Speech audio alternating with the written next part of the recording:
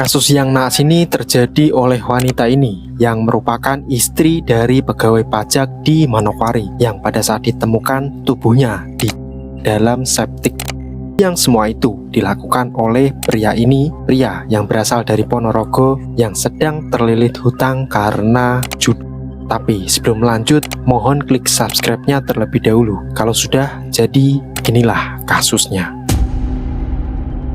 Yahya Himawan alias Gembul hanyalah seorang buruh bangunan perantauan asal Ponorogo, Jawa Timur. Usianya sudah memasuki masa dewasa dan selama beberapa tahun terakhir ia berpindah-pindah pekerjaan untuk memenuhi kebutuhan hidupnya. Ia datang ke Papua Barat dengan harapan memperoleh penghasilan yang lebih baik dibandingkan di kampung halamannya. Di Manokwari, Yahya dikenal sebagai pekerja bangunan. Salah satu pekerjaan yang pernah ia tangani adalah renovasi bagian dapur sebuah rumah kontrakan di kawasan Reremi Puncak. Rumah itu dihuni oleh AGT atau kita sebut saja Anggita, biar gampang. Anggita adalah seorang perempuan berusia 38 tahun yang tinggal bersama suaminya yang bekerja sebagai pegawai kantor pelayanan pajak Pratama di Manokwari. Awalnya hubungan mereka tidak lebih dari hubungan biasa antara pemilik rumah dan tukang bangunan. Beberapa kali Yahya datang untuk mengerjakan pekerjaan renovasi dan menerima upah sebagaimana mestinya. Tidak pernah ada laporan perselisihan ataupun masalah pribadi antara dirinya dengan keluarga korban. Kepercayaan yang terbentuk selama proses renovasi membuat keberadaannya bukan sosok asing bagi penghuni rumah tersebut. Namun, memasuki tahun 2025, kondisi ekonomi Yahya mulai mengalami tekanan. Penghasilannya sebagai buruh bangunan tidak selalu tetap. Dalam situasi seperti itulah, Yahya diketahui terlibat dalam aktivitas judi online dan mengalami kekalahan yang menyebabkan dirinya memiliki hutang lebih dari 4 juta rupiah. Jumlah tersebut mungkin terlihat tidak terlalu besar bagi sebagian orang, tetapi bagi seorang buruh bangunan dengan penghasilan yang tidak menentu, angka itu menjadi beban yang cukup berat. Dari hari ke hari, pikirannya dipenuhi cara untuk mendapatkan uang tambahan dengan cepat. Pada saat yang sama, ia juga memikirkan keinginannya untuk pulang ke kampung halamannya di Ponorogo, Jawa Timur. Dan hal itu membutuhkan biaya perjalanan yang tidak sedikit. Sementara di sisi lain, kehidupan Anggita yang berusia 38 tahun terlihat berjalan seperti kebanyakan warga perantauan yang menetap di Kabupaten Manokwari, Papua Barat. Ia tinggal bersama suaminya di sebuah rumah kontrakan yang berada di kawasan Reremi Puncak, distrik Manokwari Barat. Suaminya bekerja sebagai pegawai kantor pelayanan pajak Pratama, Manokwari. Sementara Anggita lebih banyak mengurus kebutuhan rumah tangga dan aktivitas sehari-hari di lingkungan tempat tinggal mereka. Rumah kontrakan yang mereka tempati bukanlah rumah mewah, tetapi cukup nyaman untuk membangun kehidupan bersama, jauh dari kampung halaman. Setiap pagi, suaminya berangkat bekerja sejak pagi hari, sedangkan Anggita menghabiskan waktunya untuk mengurus rumah. Tetangga sekitarnya mengenalnya sebagai sosok yang ramah dan mudah bergaul. Ia sering terlihat menyapa warga yang melintas di depan rumah atau berbincang singkat dengan tetangga ketika berpapasan. Kira-kira seperti itulah latar belakang mereka.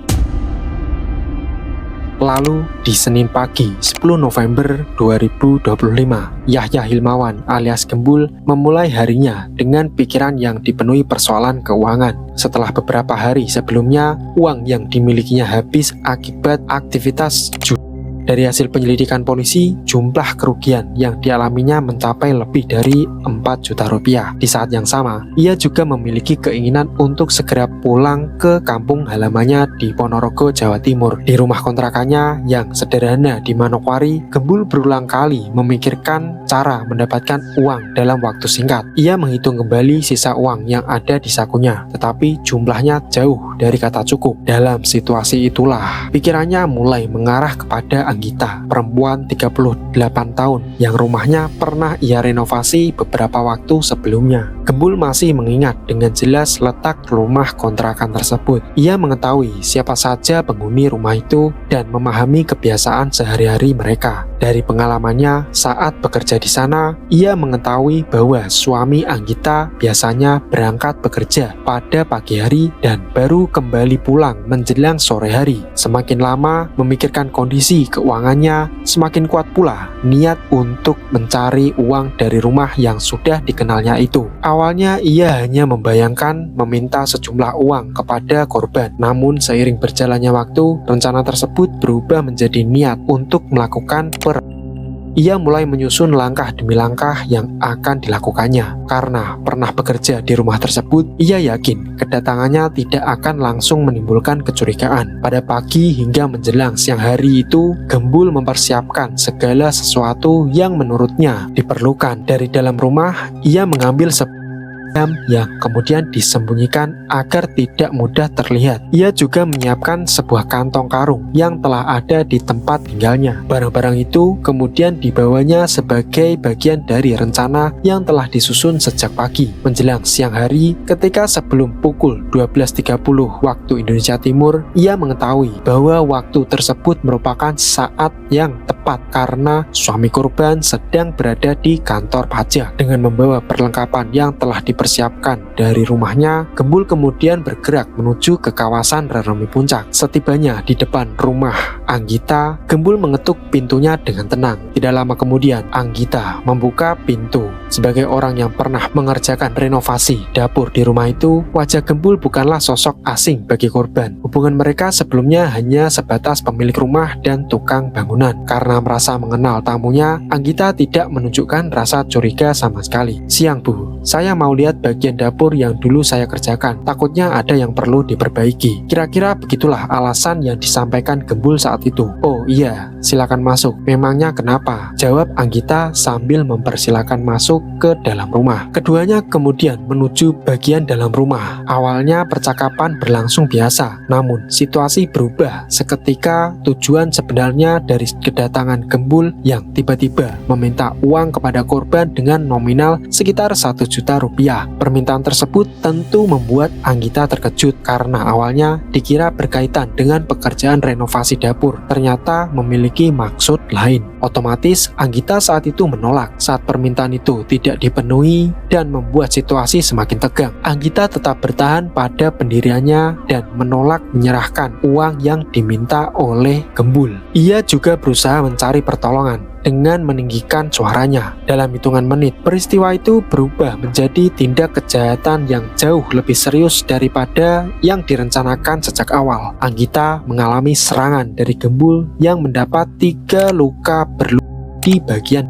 Peristiwa itu menyebabkan Anggita kehilangan nyawanya di lokasi kejadian pada saat itu juga. Setelah memastikan tidak ada lagi perlawanan, Gembul seakan sadar bahwa dia membawa konsekuensi yang jauh lebih besar dari yang ia bayangkan. Gembul kemudian memindahkan korban dimasukkan ke sebuah kontainer yang ada di lokasi tersebut. Langkah tersebut dilakukan agar pemindahan dapat dilakukan tanpa menarik perhatian warga sekitar yang saat itu masih beraktivitas. Tidak lama kemudian, Gembul menggunakan telepon genggamnya untuk menghubungi seorang sopir mobil box sewaan. Saat itu Gembul beralasan butuh bantuan angkut barang bangunan. Sopir tersebut datang memenuhi permintaan itu tanpa mengetahui apa yang sebenarnya sedang terjadi. Dari hasil pemeriksaan polisi, sopir hanya menjalankan pekerjaan mengemudi dan tidak mengetahui rencana kejahatan yang dilakukan oleh Gembul. Sebelum meninggalkan rumah korban, Gembul juga mengambil sejumlah barang berharga yang berada di dalam rumah tersebut. Barang-barang tersebut antara lain sebuah tab, HP,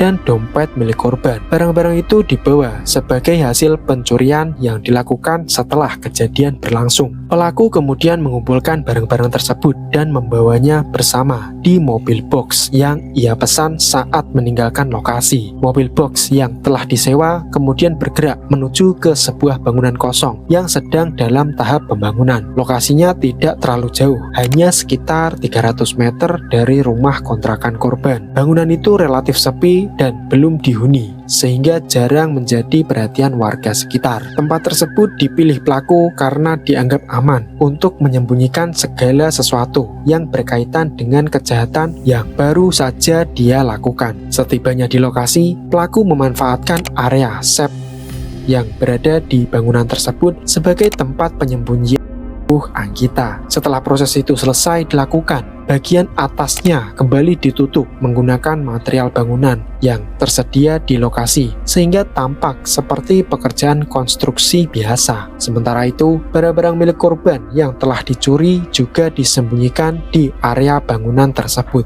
Menjelang sore hari, Gembul meninggalkan lokasi dengan keyakinan bahwa rencananya berhasil dan dia merasa berhasil menghilangkan jejak. Ia mengira tidak akan ada orang yang mengetahui apa yang terjadi di rumah tersebut. Di sisi lain, di sore hari sekitar pukul 5 waktu Indonesia Timur, suami Anggita pulang dari tempat kerjanya di kawasan Harvai Manokwari. Seperti biasa, ia langsung menuju rumah kontrakan yang mereka tempati. Namun setibanya di rumah, suasana terasa berbeda. Ia memanggil nama istrinya beberapa kali, tetapi tidak ada jawaban. Ia kemudian memeriksa beberapa ruangan dan mencoba menghubungi ponsel istrinya. Namun, upaya itu tidak membuahkan hasil. Perasaan khawatir mulai muncul ketika para tetangga menyampaikan bahwa sejak sekitar pukul 1 waktu Indonesia Timur, tidak seorang pun melihat Anggita berada di sekitar rumah. Dan sekitar pukul 6 hingga 7 waktu Indonesia Timur, ia mendatangi sentra pelayanan kepolisian terpadu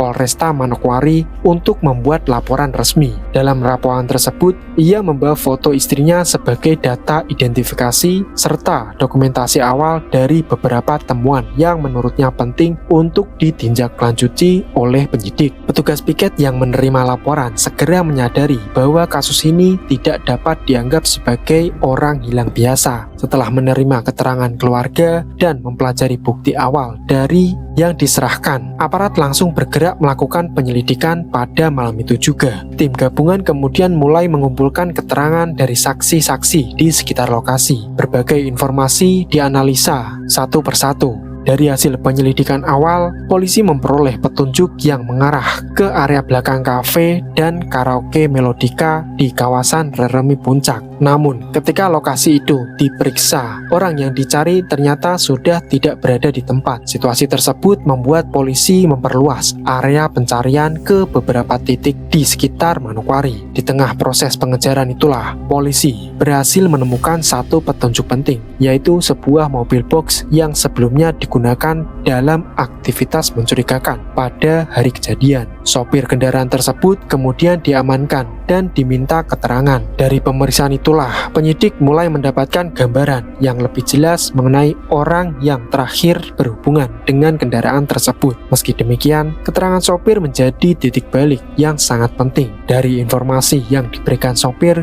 polisi akhirnya berhasil mengidentifikasi nama Yahya Himawan alias Gembul, seorang buruh bangunan asal Ponorogo, yang akhirnya penangkapan pun dilakukan.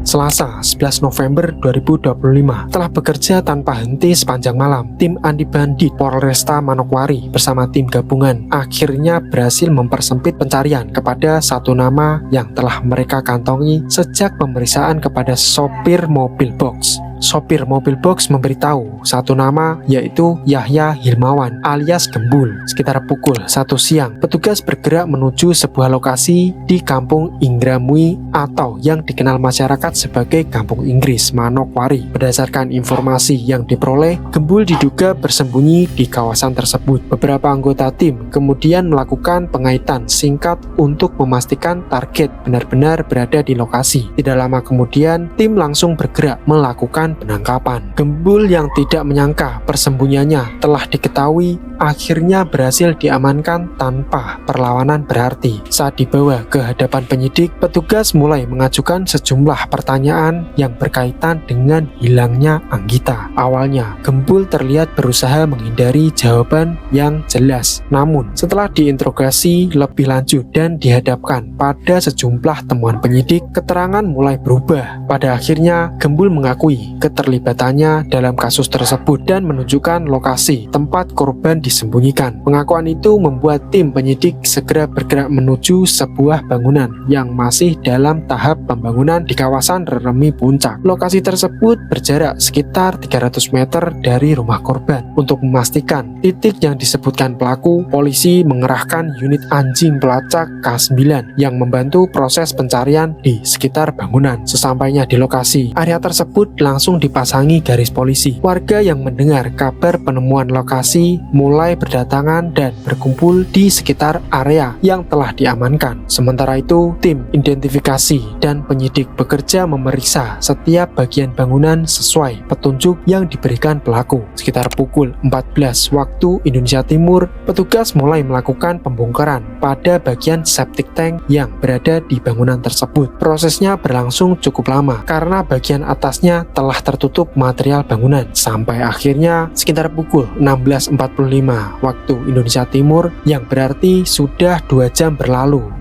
sejak proses pembongkaran awal. Tim berhasil menemukan yang selama hampir 2 hari dicari oleh keluarga dan aparat kepolisian. Penemuan itu sekaligus mengakhiri pencarian panjang yang dimulai sejak laporan kehilangan pada Senin malam. Setelah proses identifikasi awal dilakukan, jasad korban segera dievakuasi menuju ke RSUD Manokwari untuk menjalani visum dan pemeriksaan forensik guna melengkapi proses penyidikan. Di lokasi yang berbeda, kabar penemuan tersebut segera disampaikan kepada keluarga korban, terlebih pada suaminya. Harapan yang sejak awal masih mereka pegang akhirnya berubah menjadi kenyataan yang sangat berat untuk diterima. Usai pengungkapan kasus tersebut, Yahya Himawan alias Gembul resmi ditetapkan sebagai tersangka. Ia kemudian dibawa ke rumah tahanan Polresta Manokwari untuk menjalani proses hukum lebih lanjut. Dalam kasus Anggi di Manokwari, Yahya Himawan alias Gembul berpotensi dijerat dengan pasal berlapis karena rangkaian tindakannya tidak hanya mencakup tetapi juga pencurian serta upaya menyembunyikan kejahatan. Berdasarkan Undang-Undang KUHP yang berlaku, pasal utama yang dapat diterapkan adalah pasal tentang berencana dengan ancaman hukumannya adalah pidana hukuman mati, penjara seumur hidup, atau pidana penjara paling lama 20 tahun. Tapi apabila unsur perencanaan itu tidak terbukti, pelaku tetap dapat dijerat dengan pasal pembunuhan yang ancaman hukumannya maksimal 15 tahun penjara. Selain itu, karena motif awalnya adalah mengambil harta benda korban, pelaku juga dapat dikenakan pasal pencurian dengan kekerasan yang mengakibatkan korban meninggal dunia, yang ancaman hukumannya dapat mencapai penjara seumur hidup atau pidana penjara dalam waktu yang sangat berat sesuai ketentuan yang berlaku. Karena saya tidak menemukan informasi apapun terkait hukuman pria Ponorogo itu, kemungkinan karena berita itu ya sudah mulai surut sehingga tidak ada yang meliput seperti awal-awal kasus itu muncul. Tetapi dari kasus Anggita di Manokwari ini memberikan pelajaran bahwa keputusan buruk yang dibiarkan berkembang dapat menghancurkan banyak kehidupan dalam waktu singkat. Kecanduan aktivitas online, tekanan ekonomi, dan keinginan mendapatkan uang secara instan seringkali menjadi awal dari tindakan yang melanggar hukum. Ketika seseorang tidak lagi mampu mengendalikan pikirannya dan memilih jalan pintas. Di sisi lain, kasus ini juga mengingatkan bahwa rasa percaya kepada orang yang pernah dikenal seperti mantan pekerja atau kenalan lama tetap perlu disertai kewaspadaan yang wajar, terutama ketika berada sendirian di rumah. Tidak ada masalah keuangan, hutang, ataupun kesulitan hidup yang dapat dijadikan alasan untuk merugikan orang lain. Karena setiap tindakan memiliki konsekuensi yang harus dipertanggungjawabkan. Peristiwa ini menunjukkan bahwa satu keputusan yang diambil dalam hitungan menit dapat menghancurkan masa depan pelaku, menghilangkan nyawa korban, dan meninggalkan duka yang mendalam bagi keluarga, serta menciptakan luka yang akan dikenang oleh banyak orang dalam waktu yang sangat lama. Oleh karena itu, ketika menghadapi tekanan hidup, seorang harus berani mencari bantuan, bekerja secara jujur dan menyelesaikan masalah melalui cara yang benar. Karena jalan pintas yang melanggar hukum hampir selalu berakhir dengan penyesalan, kehilangan, dan konsekuensi yang jauh lebih besar daripada masalah yang ingin diselesaikan. Jika kalian menyukai cara penyampaian di channel ini, mohon klik subscribe-nya. Saya Ananta Yoga mewakili seluruh personil yang bertugas mengucapkan terima kasih dan sampai jumpa di video selanjutnya.